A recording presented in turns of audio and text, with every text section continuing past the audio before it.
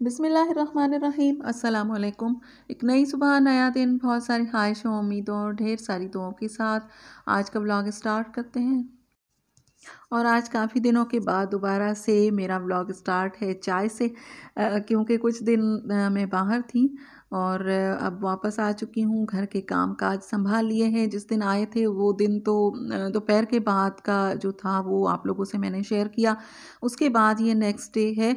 चाय नाश्ते के बाद ये जो आप देख रहे हैं कुकिंग रेंज की हालत थोड़ी बहुत तो उस दिन ख़राब थी ही, जिस दिन मैं जा रही थी, क्योंकि वो जल्दी जल्दी में काम कर रहे थे तो कुछ ना कुछ गिरता रहता है। लेकिन इतनी हालत बुरी नहीं थी जो कि हस्बैंड ने की हुई है। इस पर चाय भी गिराई है, इस पर बहुत कुछ था जो कि आते ही मुझे इतना बुरा लगा। लेकिन उस वक्त फिर समझ नहीं आया कि अब क्या करूं, कहाँ से स्टार्ट करूं। तो फिर सुबह मैंने पहले ये वाला नाश्ते के बाद ये काम किया, क्योंकि ये जो कुकिंग रेंज है इसकी हालत पहले ही इतनी नाजुक हुई हुई हुई है।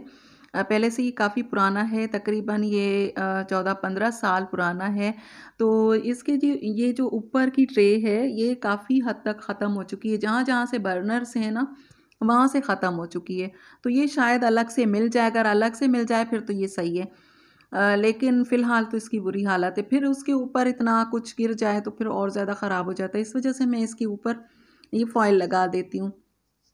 इससे ये होता है कि ये साफ़ सुथरा लगता है और बार बार इसको घिसना नहीं पड़ता, साफ़ नहीं करना पड़ता। क्योंकि नया जो होता है, नई नई चीज़ की तो फिर नई बात होती है। उसे तो एक थोड़ा सा कपड़ा लगाने से ही वो साफ़ हो जाता है। लेकिन जब चीज़ पुरानी होने लगती है तो फिर उस पर ज़्यादा मेहनत करनी पड़ती है। तो फिर इस वजह से ये फ़ॉइल लगा देती हूँ। तो शुक्र है कि ये था इसमें अभी भी रोल में काफ़ी, और ये काफ़ी चल जाता है। ये मैंने तकरीबन 3 मरतबा इस पर लगाया था। ये शायद चौथी मरतबा है। पहले मैं ना इसको ज़ाया बहुत करती थी।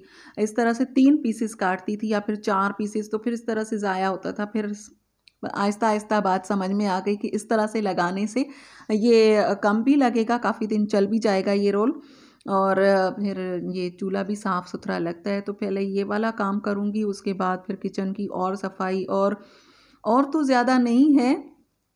अपने ख़्याल में तो हस्बैंड ने कहा कि मैंने बड़ी सफाइयाँ की हुई हैं, घर साफ़-सुथरा रखा हुआ है। लेकिन मैं आप लोगों से अभी शेयर करती हूँ कि क्या-क्या, कहाँ-कहाँ जो है वहाँ पे औरत की ही नज़र जाती है। तो हम उनकी नज़र में तो घर साफ़ है, लेकिन जब हम देखते हैं ना हमारी नज़र से, तो औरत की नज़र से फिर पता चलता है कि कहाँ-कहाँ पे कौन-कौन सी मिस्टेक हुई हुई है। तो पहले तो इसको करूँगी। ये बड़ा मुझे थोड़ा-सा टाइम लगता है इसमें, लेकिन उसके बाद फिर ये तकरीबन तकरीबन मेरे ख़्याल में हफ़्ते से ऊपर भी चल जाता है। कभी-कभार शुरू-शुरू में ये होता है कि जब मैं ये फ़ॉइल लगाती हूँ उसके बाद मैं इसको कपड़ा लगा के साफ़ भी कर देती हूँ। आजकल मेरे पास वाइप्स ख़त्म हुए हुए हैं, तो वो जो छोटे-छोटे से टॉवल मैंने लिए थे सफाई के लिए, वो यूज़ करती हूँ आजकल। मैंने इस मर्तबा लिए ही नहीं वाइप्स।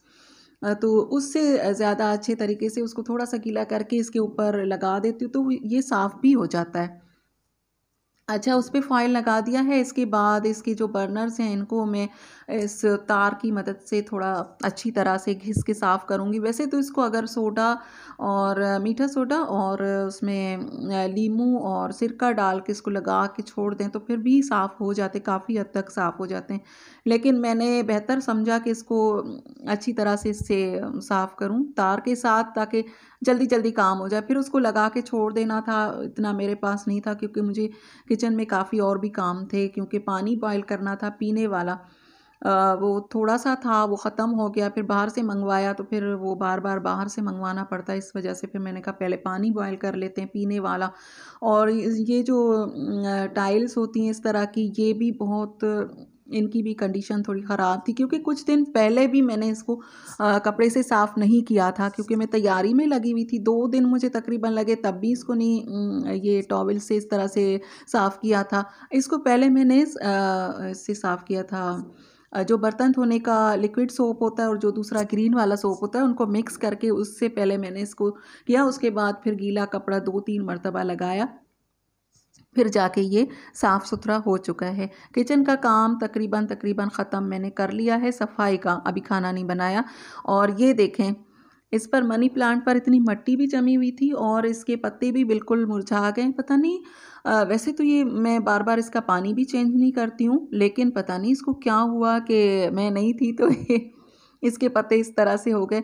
तो उसे भी पहले धो के उसका पानी चेंज करके और पानी दूसरा डाल के उसको टेबल पे रखूँगी और खिड़की यहाँ की जो है इसको अच्छी तरह से झाड़ लूँगी। पूरे घर को पहले तो झाड़ के फिर सफाई फिर झाड़ू लगा के और फिर दोबारा से झाड़ के फिर पोछा लगाते हैं। मैं तो यही करती हूँ, तकरीबन घरों में यही होता है। मैंने तो यही देखा है कि पहले झाड़ना होता है, उसके बाद फिर झाड़ू लगा लें, फिर भी मट्टी बैठ जाती है चीज़ों के ऊपर, तो फिर दोबारा से झाड़ के अच्छी सी सफाई मैं कर रही हूँ आज।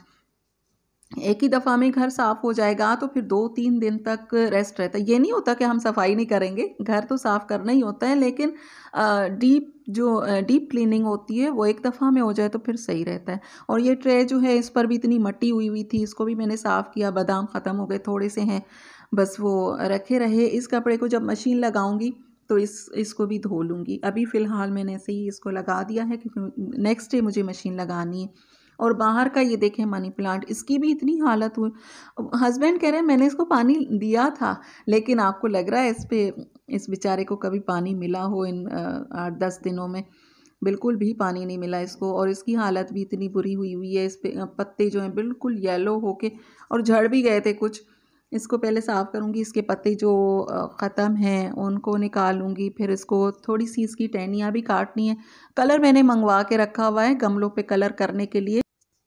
अच्छा, ये फिर हसीब की तबीयत थोड़ी-सी ख़राब हो गई थी, ज़ुकाम हो गया था, वहाँ से आए तो फिर डॉक्टर ने कहा कि स्टीमर लेके रख लें। ये मुझे करीब से थोड़ा-सा, इसकी क्वालिटी इतनी ख़ास नहीं है लेकिन स्टीमर मिल गया तो वो फिर ले लिया था। अभी माशाल्लाह से तबीयत बेहतर है।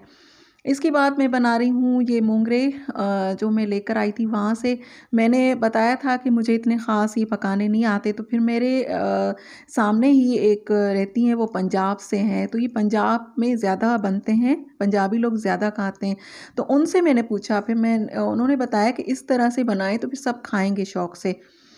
तो उनकी रेसिपी मैं आप लोगों को दे रही हूँ। जिस तरह से उन्होंने मुझे बताया मैंने वैसे ही पकाए और माशाल्लाह से बहुत अच्छी सब्ज़ी बनी, सबने खाई और बच्चों ने भी खाई। मज़े की बात है कि बच्चों ने ये सब्ज़ी खा ली। तो इसके लिए मैंने मोंगरे काट के और उनको फिर मैंने थोड़ा-सा कूट लिया था। चॉपर में करने की मैंने कोशिश की, चॉपर में नहीं हो सके। फिर थोड़ा-सा कूट लिया, कूटने के बाद फिर प्याज ब्राउन किया। प्याज में अदरक लहसुन का पेस्ट, कुटी हुई लाल मिर्च, धनिया, हल्दी, जो रूटीन के जो मसाले होते हैं सब्ज़ी में डालने वाले, वो डाल के अदरक लहसुन का पेस्ट डाल के फिर आलू डाल दिए थे, टमाटर भी साथ में ऐड कर दिए। और फिर इसमें मैंने वो जो थोड़ा-सा कूट लिया था, जिसको बहुत ज़्यादा नहीं किया था, हल्का-हल्का सा कूट लिया था, मोंगरे काट के पहले बारीक, फिर वो मैंने इसमें ऐड कर दिए हैं। अब इसको थोड़ा-सा तेज़ आंच पर पकाऊंगी, उसके बाद फिर दम पे रख के थोड़ी देर के लिए और पकाऊंगी। और इस तरह से जो रेसिपी ये जो है, अगर आप लोग इस तरह से बनाएं तो बहुत अच्छी बनी थी। वैसे मुझे नहीं अम्मी जब बनाती थी, मैंने बताया था पिछले व्लॉग में कि अम्मी हमारी बनाती थी ये सब्ज़ी, तो वो जो है ना वो इतनी नहीं खाई जाती थी। वो इस तरह से कि अम्मी बॉयल जब करती थी ना, तो घर में पूरे में इतनी ऐसी कोई स्मेल आती थी, तो सब पहले ही स्मेल की वजह से सब कहते थे हम तो नहीं खाएँगे। लेकिन मैंने इसे बॉयल नहीं किया तो इसमें बिल्कुल भी स्मेल भी नहीं रही और सब्ज़ी भी बहुत अच्छी बनी। और उन्होंने मुझे बताया कि ये ना इसकी चटनी भी बनती है, तो जब चटनी बनाऊँगी, आधी मैंने उनको दे दी थी, आधी सब्ज़ी बन गई है, दोबारा से होगी तो फिर चटनी भी आप लोगों से शेयर करूँगी। तो ये थी मेरी रूटीन 2 दिन की। और आप लोगों को ये व्लॉग कैसा लगा कमेंट करके ज़रूर बताइएगा। लाइक कर दीजिएगा वीडियो को, सब्सक्राइब नहीं किया तो सब्सक्राइब कर दीजिए चैनल को। अल्लाह हाफ़िज़।